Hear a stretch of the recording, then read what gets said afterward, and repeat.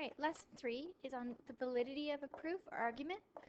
So just because a proof is shown doesn't mean that it was flawless. So sometimes proofs are done and there's errors in the proof. And maybe they're made that way. They're made to trick you. And that's fallacy. So what is fallacy? So another definition for you to put on your formula sheet. It's a lot of definitions. A fallacy is an incorrect argument in logic or deductive reasoning. One of the most famous fallacious proofs is to attempt to use deductive reasoning to prove 2 equals 1. Here is the proof. Okay, so fallacy, that it's basically a proof, and it's made to make you think that it's true, but there's actually flaws in it, and we have to find those flaws. So it starts off with let A equals B. And so what's the first thing they do? They add, and we're going to finish the reasoning here. So notice how they add. We had A equals B. A equals B here. That's what we started with. And then they added A to both sides, right? There's A plus, A plus. So what would happen in the step 3? What did they do? How do we go from step 2 to step 3? We collected like terms. Because A plus A equals 2A. So these two became 2A. Now what did they do? So let's compare step 2 to 3. So all of a sudden, there's this minus 2B. A plus B minus 2B. So they subtract 2B to both sides. So far, that's okay.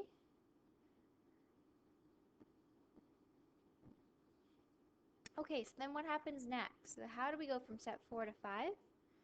Well, notice here, they factored out 2 and simplified. So A minus 2B over here, A minus 2B becomes negative B. And on the left side, they factored. So we factored and, or greatest common factored, and collected like terms.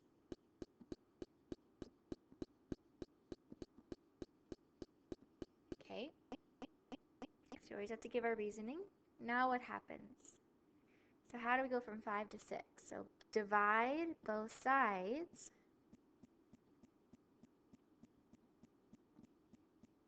by A minus B. So they divided both sides. So then this reduces, and anything divided by itself reduces to 1. And so we get 2 equals 1. So we wrote the reasoning beside each step. So here we just reduce. We reduced to go from 6 to 7, and then we have 2 equals 1. Okay, so what's wrong? Well, most of the time your error is going to be, obviously 2 doesn't equal 1, so there's something wrong with this proof. There is an error. Seems fine, and see if you can find it yourself. But my biggest hit to you is whenever there's a fallacious proofs, there's fallacy. It's usually in this keyword here. You're going to find it somewhere with division. And you have to go back to the original statement. And the original statement was A equals B. And most of the time, the error comes from dividing by 0. You just don't realize that you're dividing by 0. And remember, you can't divide by 0. It's not possible. It just doesn't exist. So that one step, remember that A equals B. Well, you can't divide by A minus B. And the reason why is A is equal to B. So in step 6, because if A equals B, then you'd have like 3 minus 3 or 4 minus 4, which equals 0. Since A equals B, A minus B equals 0. And we can't divide by 0. And that's where the error is in this proof. And it's usually that step. A lot of fallacious proofs, it all looks convincing, and you got to find that division. That's usually where the error lies. So, because dividing by 0 is undefined. It is undefined. Just can't do it. And so they're tricking you. They're tricking you there. You got to watch out for that. Okay, so validity. What's validity? So on to the next page. Just highlight this. In mathematics, a proof is valid if the reason is true in every step of the proof. So if there's one point in the proof that's not that like true, then the whole proof is not valid anymore. Okay? So in that last one, all the steps were true except for step 6. So it was an invalid proof just because of that one step. So in mathematics, an argument is when two or more statements or propositions, called premises, are used together to form a conclusion. An argument can be valid or invalid, as the next example shows. So let's look at this example here. Another note, whether the premises of an argument are true or not depends on the content. The validity or invalidity of an argument is determined by its logical form. This is why, in logic, validity does not necessarily imply truth. It's a very, very true statement. This is why, in logic, just because something is valid does not make it true. Does not make it true. So an argument can be valid, but not sound. An unsound argument is when the premises, let's highlight this part. An unsound argument is when the premises of the argument are not actually true, but lead to a logical conclusion. This concept is beyond the scope of this course, but it is interesting and you can look at more of it here. So let's look at this example. Okay? Consider the following arguments. So just because there's a statement doesn't, and it may seem like a valid statement, but it might not be a sound statement, okay? And may not be true. So an argument, all women are mortal. Anne Irwin Young is a woman. Therefore, Anne Irwin Young is mortal. So all women are mortal. Anne Irwin Young is a woman. Therefore, Anne Irwin Young is immortal. That's argument 1. Okay, let's look at the second statement. So far, let's look at let's spin argument 1. Do you see anything wrong with all women are mortal? Do you think that's a true statement, a valid and true statement? I would say yes. Okay, Anne Irwin Young is a woman. That's fair. That's a fair statement. I don't know who she is. And they're saying that that's a true statement. And I don't see anything wrong with that statement. They're telling me someone is a woman. Okay, fine. And so leading on, taking these two things, does it make sense that Anne Irwin Young is mortal? Yeah, it does. Let's look at argument 2. And often you need to look for very weak words. Some people who cough have the flu. Right away, something should stand out to you. Some is not a very strong word. It's a weak word, and yet if we have a weak word like that, that doesn't mean it's always true. Some people who cough have the flu. Okay, Jaden has a cough. Therefore, Jaden has the flu. Well, that some did not say all people who cough have the flu. And so, which argument has an error in reasoning? Argument 2. And you can see because of that weak word there, some does not apply all. So argument 2 has the error.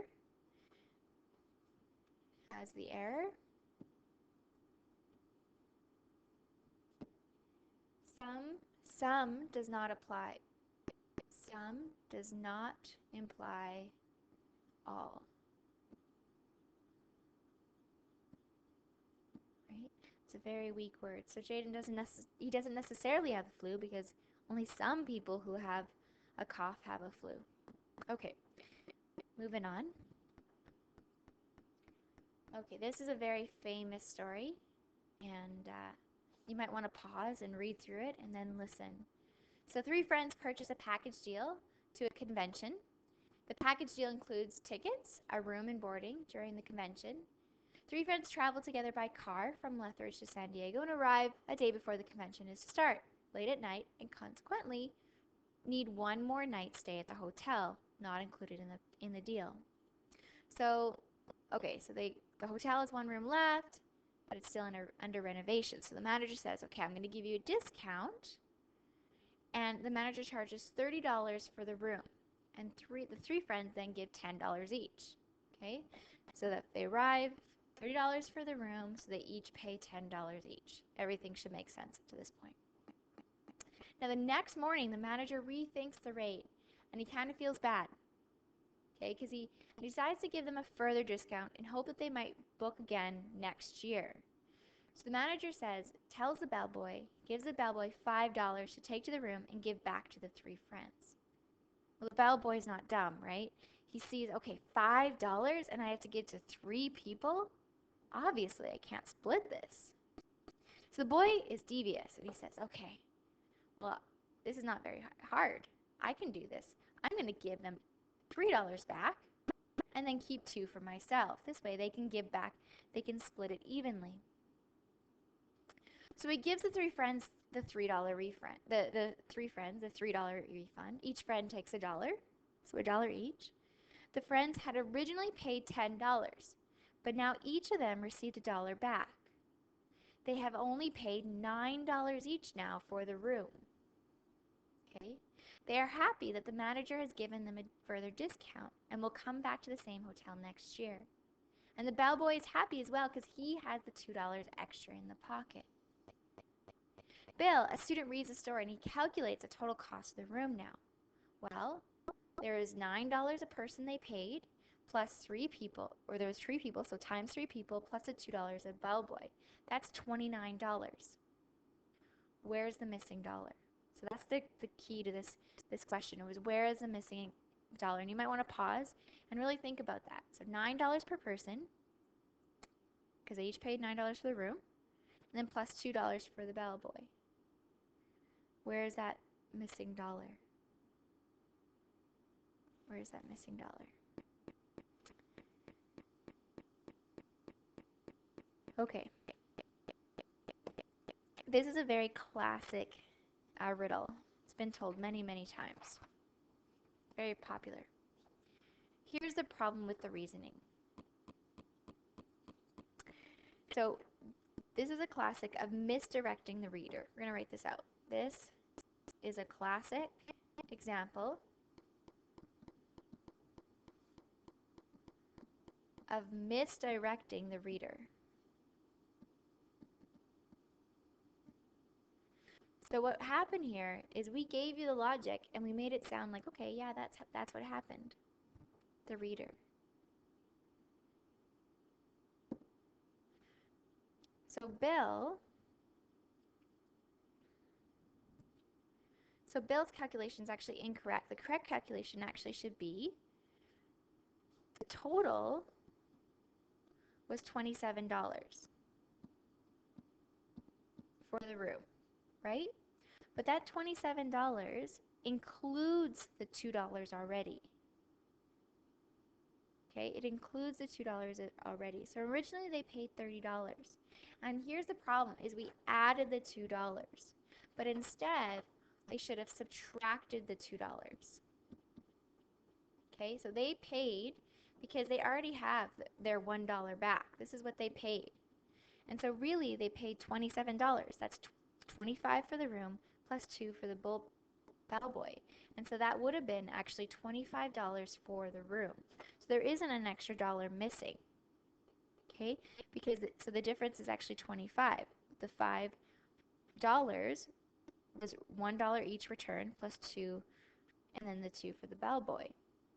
And so here, another way we can explain it, the men each initially pay, so let me see if I can explain it another way. They each pay $10 to start for a total of 30. Okay, so this is the proper logic. The manager changes the room to $25. So manager decides room is actually going to be a cost of $25 and refunds $5. The friends now pay $25 each. So now $25 is the room fee. The bellboy gives back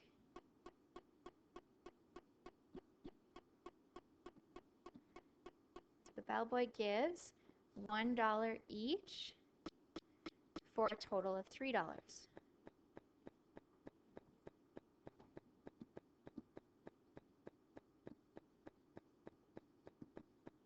Okay, the bellboy pockets $2.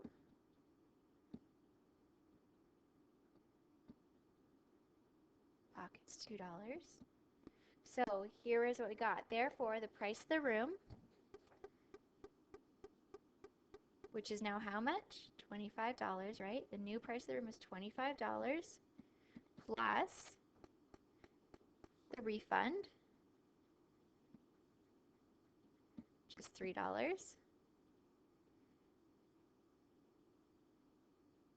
plus the bellboy tip, I guess, is $2, gives you the original $30. Okay, and so that classic reasoning here is it seems like there's a missing dollar because in the original example they're using the room as 30 bucks. So they're saying, okay, the $27 that was paid for the room, that's actually 25 for the room and 2 for the bellboy equals 27. So if we should have subtracted here. Up here would actually be subtracting, which would actually give you $25, which is the price of the room. And then the other $3, right? The other 5 was, so $27 minus 2 gives you a price of 25 bucks for the room plus the bellboy tip. And so it's misleading your reader. And so that's the lesson for today. It's very short. In your homework, make sure you check those type of proofs. Check for when there's division. Often that where your error is because you can't divide by 0. Often that's the place.